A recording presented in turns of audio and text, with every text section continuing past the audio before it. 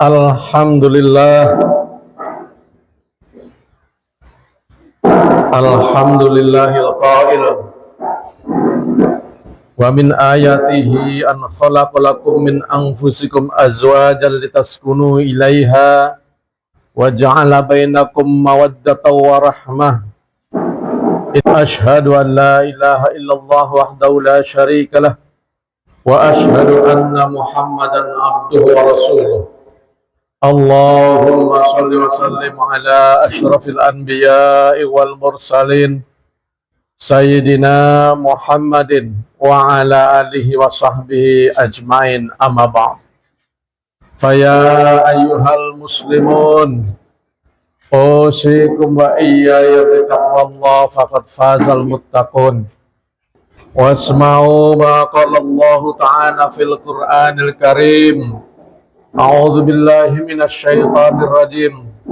Wal yakhshal ladzina law taraku min khalfihim dzurriyyatan dhi'afan khafu 'alaihim falyattaqullah wal yaqulu qawlan sadida. Shadaqallahul azim. Hadirin jamaah Jumat rahimakumullah, mengawali khutbah ini kami menyampaikan wasiat atau pesan khususnya untuk diri pribadi kami dan kepada kita sekalian. Marilah kita terus berupaya meningkatkan ketakwaan kita kepada Allah Subhanahu wa Ta'ala dengan terus berusaha menjalankan segala perintah-perintahnya dan juga berusaha menjauhi segala larangannya. Jamaah Jumat rahimakumullah, menjerang akhir bulan Juni seperti ini, biasanya hampir di seluruh Indonesia sudah mulai ramai menyongsong Hari Keluarga, Hari Keluarga Nasional. Berbagai macam kegiatan di beberapa provinsi sudah mulai dilaksanakan untuk menyambut Hari Keluarga Nasional ini, yang nanti puncaknya itu biasanya pada tanggal 29 Juni. Untuk itu pada kesempatan kali ini, selaku khatib kami ingin menyampaikan atau mengajak kepada jamaah semua untuk merenungkan, menghayati makna keluarga dan juga menghayati tentang keberadaan keluarga kita masing-masing. Karena kita tahu bahwa keluarga ini merupakan unit organisasi terkecil di dalam masyarakat, di dalam satu bangsa, di dalam satu negara, akan tetapi justru berangkat dari keluarga inilah insya Allah akan dicetak generasi-generasi selanjutnya yang lebih baik, lebih berkualitas. Karena terkadang berangkat dari keluarga yang harmonis, yang baik-baik, yang samawa, katakanlah kalau dalam bahasa ajaran Islam, sakinah, mawaddah, warahmah, insya Allah akan melahirkan generasi yang soleh, generasi yang baik, yang tentunya bangsa Indonesia mengharapkan agar generasi-generasi seperti itu nanti menjadi sosok-sosok pemimpin bangsa selanjutnya. Kita sebenarnya sudah bosan, sudah jenuh seandainya mendengar ada pemimpin-pemimpin di mana saja, di level apa saja, yang kemudian dia melakukan pengkhianatan terhadap rakyat, terhadap masyarakat, misalnya melakukan tindakan korupsi dan sejenisnya, maka keluarga memiliki peranan penting untuk terus berusaha mencetak generasi-generasi berikutnya yang lebih berkualitas, lebih baik, lebih bertakwa. Hadirin kaum muslimin rahimakumullah, ada dua ayat yang saya sampaikan di awal. Ayat yang pertama itu sebenarnya ayat itu sangat populer, sudah sangat viral. Kenapa? Karena ayat itu sering dicantumkan di dalam undangan-undangan ketika ada orang mau menikah, khususnya keluarga muslim muslimah, yakni Quran surat Ar-Rum ayat 21. Kata Allah, wa min ayatihi an khalaqalakum min anfusikum azwajan litaskunu ilaiha wa ja'ala bainakum mawaddatan wa rahmah. Ayat inilah yang melahirkan istilah samawa. Kalau ada orang saudara kita, teman kita mau menikah, kita seringkali mengucapkan selamat ya menempuh hidup baru, mudah-mudahan samawa. Mudah-mudahan menjadi keluarga yang samawa, yakni sakinah, mawaddah, warahmah. Dengan ayat ini juga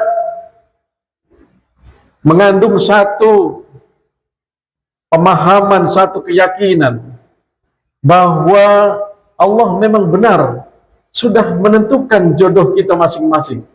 Wa min ayatihi an khalaqalakum min anfusikum, dan di antara tanda-tanda kekuasaan Allah adalah Allah telah menciptakan pasangan untuk kamu dari jenis kamu sendiri. Maksudnya dari jenis kamu itu adalah jenis manusia. Jangan salah paham, jangan salah tafsir. Yang dimaksud jenis kamu itu bukan satu jenis. Haram hukumnya, dosa besar hukumnya bagi umat Islam kalau ada laki-laki menikah dengan laki-laki atau perempuan menikah dengan perempuan, yang saat ini di beberapa negara lain sudah mulai disahkan. Na'udzubillahi min dzalik. Karena itu menyalahi kodrat kemanusiaan. Tetapi yang dimaksud jenis kamu sendiri adalah jenis manusia. Laki-laki mencintai perempuan dan perempuan mencintai laki-laki. Ya, kalau ada yang tidak mencintai lawan jenisnya, itu perlu dipertanyakan dan perlu diobati. Saya pernah punya beberapa teman yang dia awalnya merasa dia tidak terlalu senang terhadap perempuan. Dia laki-laki, senangnya laki-laki. Dan itu ternyata ketika dilakukan melalui psikologi, ya, wawancara kejiwaan, itu bisa berubah. Artinya dia akan kembali normal ketika ada kemauan untuk memperbaiki dirinya. Oh, saya ini ada kelainan. Coba saya tanya kepada psikolog. Coba saya tanya kepada yang mengerti masalah ini. Itu bisa diperbaiki. Ada beberapa teman dan itu cukup banyak. Hadirin kaum muslimin rahimakumullah. Kemudian dengan ditentukannya jodoh oleh Allah ini juga, insya Allah mengurangi rasa putus asa kita.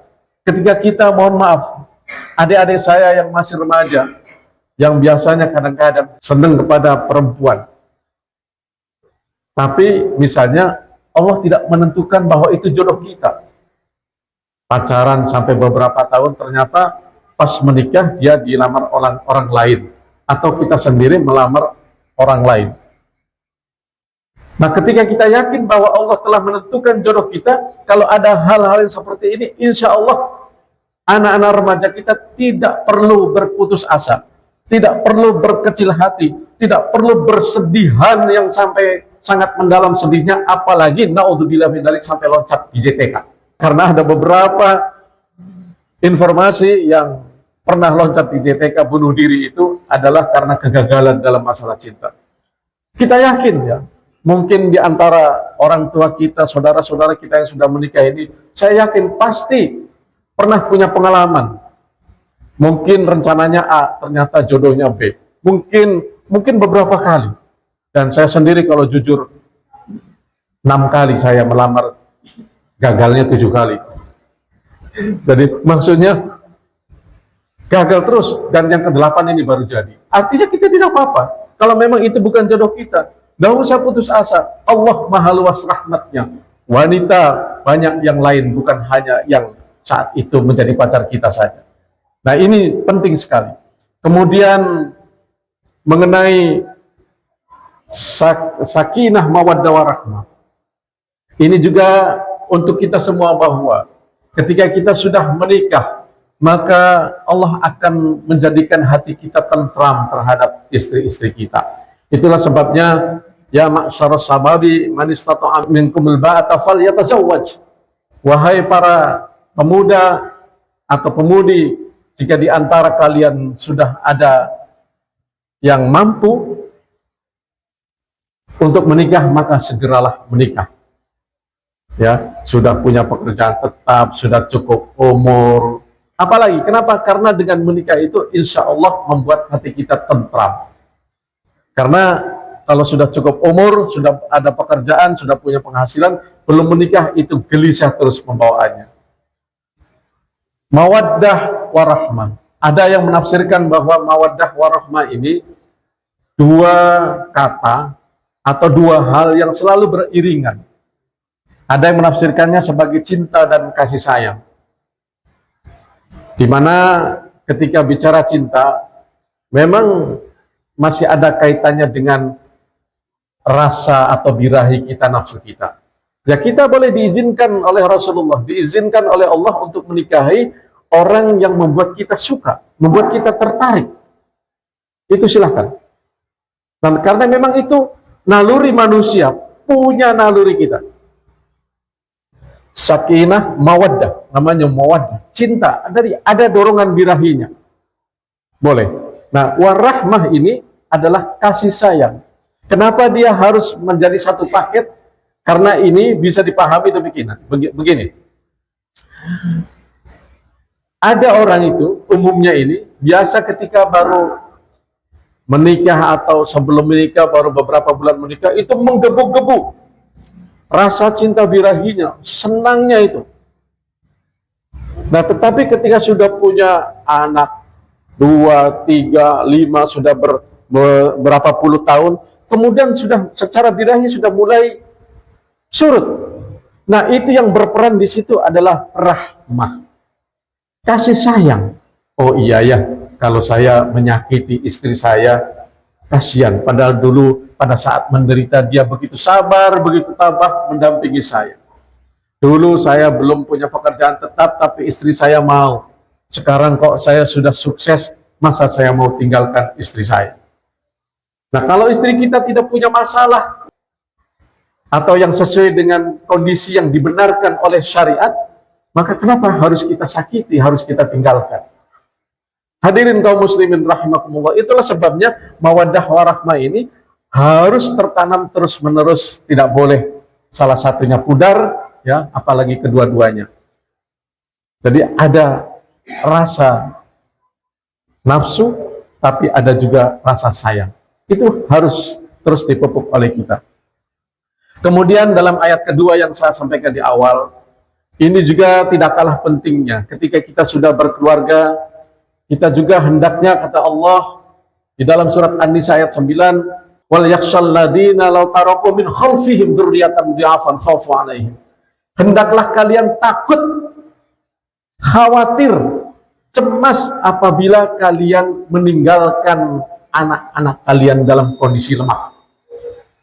Karena kita tahu salah satu tujuan utama dari berkeluarga, hidup berkeluarga adalah ingin punya keturunan. Dan kita diwanti-wanti oleh Allah, hendaklah kita merasa cemas, merasa khawatir bagaimana anak kita itu nantinya. Artinya apa ini ayat? Artinya ayat ini memberi penekanan kepada kita bahwa kita harus siap-siap bertanggung jawab. Bukan hanya kepada istri kita, tetapi juga harus siap-siap bertanggung jawab kepada anak turunan kita. Lemah di sini, beberapa ahli tafsir ada yang menafsirkan yang pertama, lemah dari segala hal. Yang pertama tentu lemah iman. Jangan sampai anak-anak kita lemah imannya. Kedua, lemah ekonomi. Ya. Ketiga, lemah masalah lainnya pokoknya. Nah ini kalau anak-anak kita tidak ingin lemah iman, tentunya harus mendapatkan pendidikan dari kita, mendapatkan keteladanan dari kita tentang iman dan takwa. Makanya kita sebagai orang tua dianjurkan dalam ajaran Islam itu untuk menjadi suri tauladan, menjadi contoh buat anak-anak kita. Jangan sampai kadang-kadang ada, mohon maaf, orang tua yang membentak anaknya, menyuruh anaknya pergi kau di masjid, tapi bapaknya sendiri tidak pernah ke masjid. Itu tidak connect nantinya.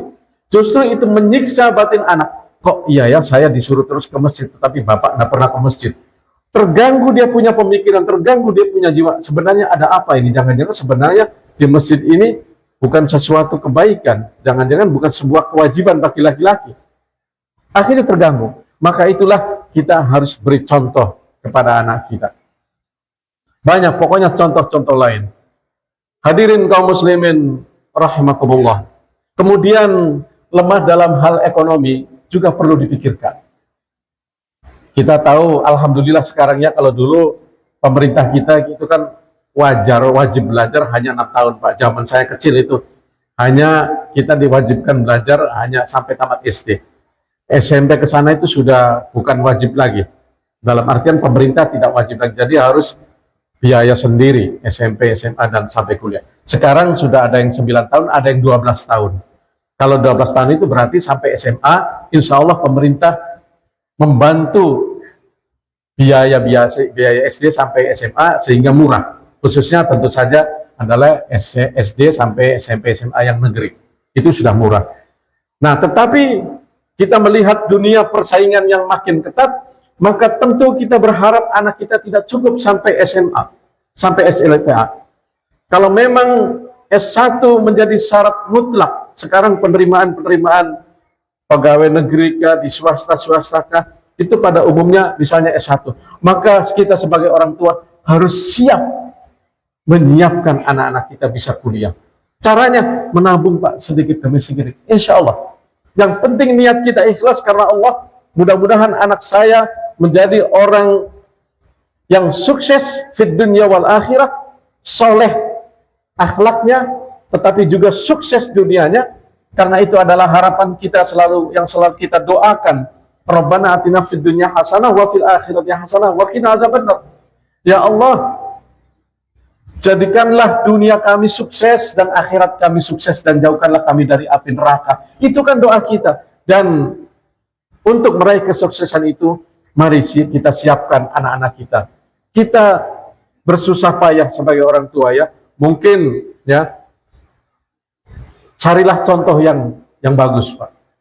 Kadang-kadang ada yang putus asa, saya kan cuma tukang ojek, saya kan cuma pedagang kecil. Ternyata banyak, meskipun dia hanya tukang ojek, hanya pedagang kecil atau pegawai golongan kecil, ketika dia punya kemauan menabung sedikit demi sedikit, alhamdulillah anaknya banyak yang sukses. Dia bisa kuliahkan minimal sampai S1 misalnya. Nah, inilah yang perlu menjadi renungan buat kita semua. Karena Allah ini perintah Allah. Jangan sampai anak kita lemah nantinya, lemah imannya, lemah ekonominya, lemah pemikirannya, lemah segala halnya. Itulah sebabnya kita punya tanggung jawab yang besar untuk terus mendidik anak-anak kita dengan penuh kesabaran, dengan penuh ketabahan. Inilah yang dapat kami sampaikan, mudah-mudahan dapat dipahami oleh kita semua, dan momen Hari Keluarga Nasional ini menjadi momen yang sangat pas untuk kita untuk memperbaiki keluarga kita jika masih ada di antara keluarga kita yang keadaannya belum membaik. Barakallahu li wa lakum fil Qur'anil azim wa nafa'ani wa iyyakum bima fihi minal ayati wa dzikril hakim wa taqabbal minni wa minkum tilawatahu innahu huwas samiul basir.